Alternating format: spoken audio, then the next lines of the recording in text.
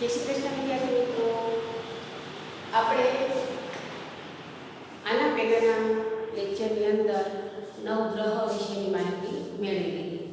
આજે હવે હું તમને અક્ષાંશ અને રેખાંશ વિશેની માહિતી આપું છું.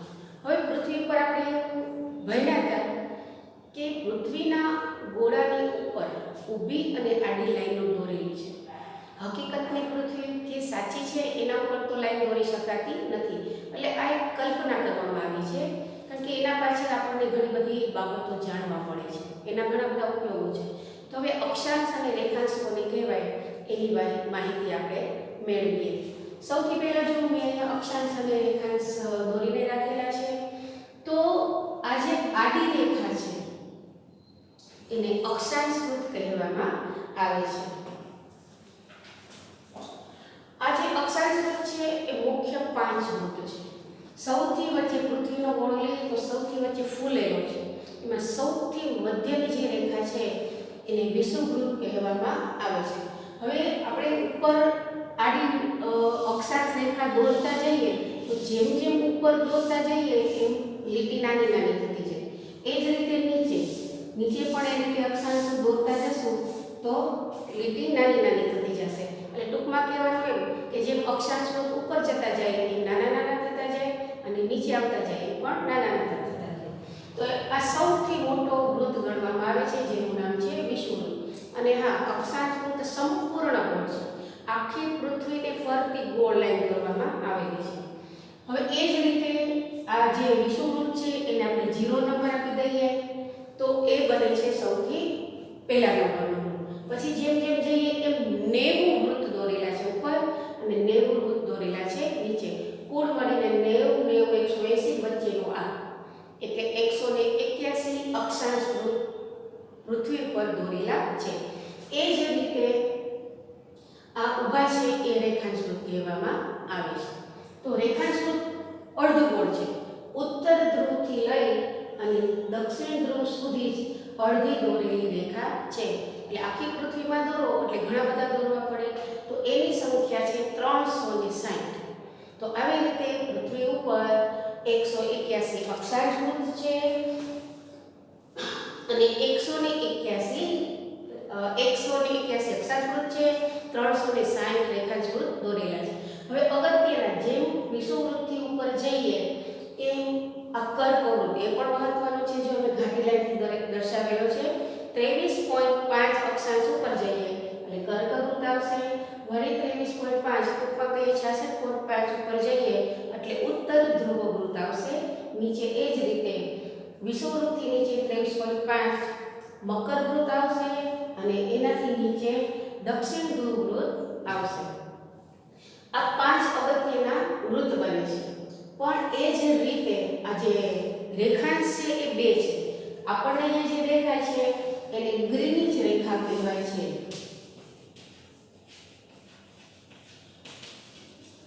ગ્રીનિચ રેખા એટલે કે ગ્રીનિચ શહેર ઉપરથી પસાર થાય છે એટલે ગ્રીનિચ નામ પડ્યું. હવે આ બાજુએ પૃથ્વીની ગ્રીનિચ રેખા હોય તો બરાબર પાછળ જે મુખ્ય 180 નંબરની રેખા આવશે એને આંતરરાષ્ટ્રીય દિનાંતર રેખા કહેવામાં આવે છે. તો એ દિનાંતર રેખા શા માટે આપણે પછી ભણશું. એટલે મુખ્ય રેખાંશ 2 ગ્રીનિચ રેખા અને આંતરરાષ્ટ્રીય દિનાંતર રેખા. મુખ્ય અક્ષાંશ 5 છે વિષુવવૃત્ત, કર્કવૃત્ત, મકરવૃત્ત, ઉત્તર ધ્રુવ વૃત્ત અને દક્ષિણ ધ્રુવ વૃત્ત. બાકીના બધા જ્યાં જ્યાં દોરેલા છે કુલ મળીને 181. તો આવું શું કામ દોરવામાં આવેલું છે, આનો ઉપયોગ હોય તો જ આપણે એના દોરવા આપણે દોરીએ. તો આનો ઉપયોગ શું છે એ પણ આપણે જાણી લઈએ કે જે આડી રેખા છે એનાથી કયા સ્થળે તાપમાન કેટલું હશે એ આપણે જાણી શકાય છે. અને બીજું કે કોઈ પણ સ્થળ પૃથ્વી ઉપર ક્યાં આવેલું છે. એક એક્ઝામ્પલ લઈએ કે અહીંયા આપણું ભારત છે, તો ભારત કયું પ્રોપર એનું સ્થાન કયું તારાથી કહી શકાય કે ગ્રીનિચ રેખાથી પૂર્વ દિશામાં અને ઉત્તર ગોળાર્ધમાં આટલાથી આટલા અક્ષાંશ વચ્ચે ભારત દેશ આવેલો છે. એટલે આ પ્રોપર સ્થાન આપણને પૃથ્વી ઉપર મળી ગયું.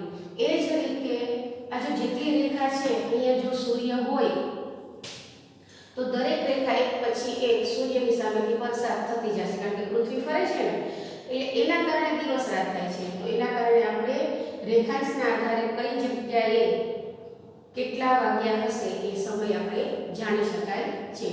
એટલે સમય જાણવા માટે, તાપમાન જાણવા માટે, કોઈ પણ સ્થળ પ્રોપર ત્યાં એનું સ્થાન છે એ જાણવા માટે અક્ષાંશ અને રેખાંશનો ઉપયોગ કરવામાં આવે છે. અને આ ખાસ વિષુવવૃત્ત છે એ પૃથ્વીના બે ભાગ પાડે છે, ઉત્તર ગોળાર્ધ અને દક્ષિણ ગોળાર્ધ. ઘણીવાર મિત્રો તમે ભૂલ કરો છો, અક્ષાંશની જગ્યાએ રેખાંશ, આડી રેખા તો રેખાંશ, ઊભી રેખા તો અક્ષાંશ એવું લખાઈ જાય છે. તો એના માટેની એક તમને હું હિન્ટ આપું છું, એ સરળતાથી યાદ રહી જાય.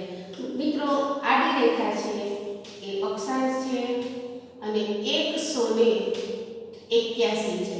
તો બધા અ ભેગા થયા, આડી અક્ષાંશ 181. તો એ જ રીતે ઊભી રેખાંશ 360. તો આમાં કઈ રીતે અક્ષર સરખા છે? નહીં, સરખા અક્ષર અ વાળા છે, અક્ષાંશ નથી, એ રેખાંશ. તો મિત્રો, આ હતા અક્ષાંશ અને રેખાંશ. હવે એના જ આધારે આપણે અહીંયા કટિબંધો ભણવાના છે. તો કટિબંધ એટલે શું?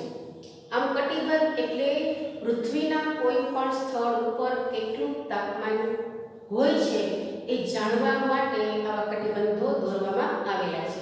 હવે સૂર્ય છે એના કિરણો જો બરાબર આ વિષુવવૃત્તનો ભાગ આવે છે તે સીધા પડે, તો સીધા કિરણોમાં ખૂબ જ ગરમી હોય. તો પૃથ્વી પર જેટલો વિષુવવૃત્તનો આ પટ્ટો દેખાય છે ત્યાં ખૂબ જ ગરમી છે. એના કારણે આ જે પટ્ટો પડ્યો એને ઉષ્ણ એટલે ગરમ, ઉષ્ણ કટિબંધ કહેવામાં આવે છે. હવે એ જ રીતે સૂર્યના કિરણો હવે ત્રાંસા થતા જશે. ત્રાંસા કિરણો છે હવામાંથી વધારે પસાર થાય, વધારે સમય લાગે. જેમ હવા એને વધારે સ્પર્શ કરે એટલે ઠંડા બનતા જાય. એટલે જેવો આ ત્રાંસો ભાગ આવે છે ત્યાં થોડી ઓછી ગરમી હશે, આ કટિબંધથી ઓછી ગરમી, પણ ઠંડી કરતાં વધારે. તો આ કટિબંધને, જે આ એક છે અને એક આ છે, એને સમશીતોષ્ણ કટિબંધ કહેવામાં આવે છે. આ પણ સમશીતોષ્ણ. હવે ઉત્તર ધ્રુવ અને દક્ષિણ ધ્રુવ તરફ સૂર્યના કિરણો વધારે ત્રાંસા પડે છે એટલે સાવ ઠંડા હોય છે. તો અહીંયા એકદમ ઠંડી હોય, ઉત્તર ધ્રુવ તરફ જાઓ કે દક્ષિણ ધ્રુવ તરફ જાઓ, એકદમ ઠંડીના કારણે એને શીત કટિબંધ કહેવામાં આવે છે. તો આ રીતે પૃથ્વી ઉપર આવા 3 વિભાગમાં 3 કટિબંધો છે. વિભાગ તો 5 પડે છે, પણ એક એક વિભાગના 2 વિભાગ પાડતા, ઉપર અને નીચે. એટલે મુખ્ય કટિબંધ 3 છે, જ્યાં ખૂબ જ ગરમી હોય એટલે ઉષ્ણ કહેવાય, ઉષ્ણ કટિબંધ. ઠંડી પણ સરખી, ગરમી પણ સરખી એટલે સમશીતોષ્ણ, શીત અને ઉષ્ણ બંને ભેગું થઈ ગયું એટલે આ બે સમશીતોષ્ણ કટિબંધ. અને ઉપર એકદમ ઠંડી છે, નીચે એકદમ ઠંડી છે એટલે એને શીત કટિબંધ કહેવામાં આવે છે. આનાથી કોઈ પણ સ્થાન કઈ જગ્યાએ છે તો આપણને તરત ખબર પડી જાય. જેમ કે આપણે કહીએ કે હિમાલય તે ઉત્તર તરફ છે, ઠંડી વધારે છે, આમે બરફ છે. એટલે એ જ રીતે નીચે તમે લઈએ ઓસ્ટ્રેલિયા, તો ત્યાં પણ ખૂબ જ ઠંડી હશે કારણ કે શીત કટિબંધમાં છે.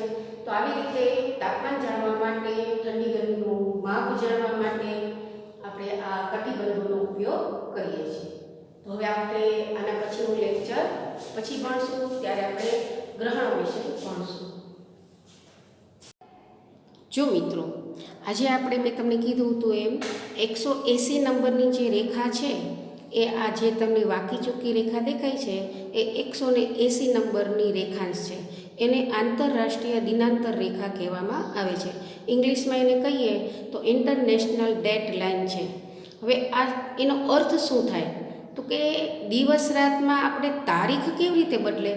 આમ તમે જુઓ તો રાત્રે 12 વાગ્યા પછી બીજી તારીખ માનવામાં આવે છે, પણ પૃથ્વીના ગોળા ઉપર કેવી રીતે તારીખ બદલવી એનો આ એક જ નિશાની છે કે આ જે 180 નંબરની લાઇન છે ઇન્ટરનેશનલ ડેટ લાઇન, એને ટૂંકમાં IDL એવી રેખા પણ કહેવામાં આવે છે.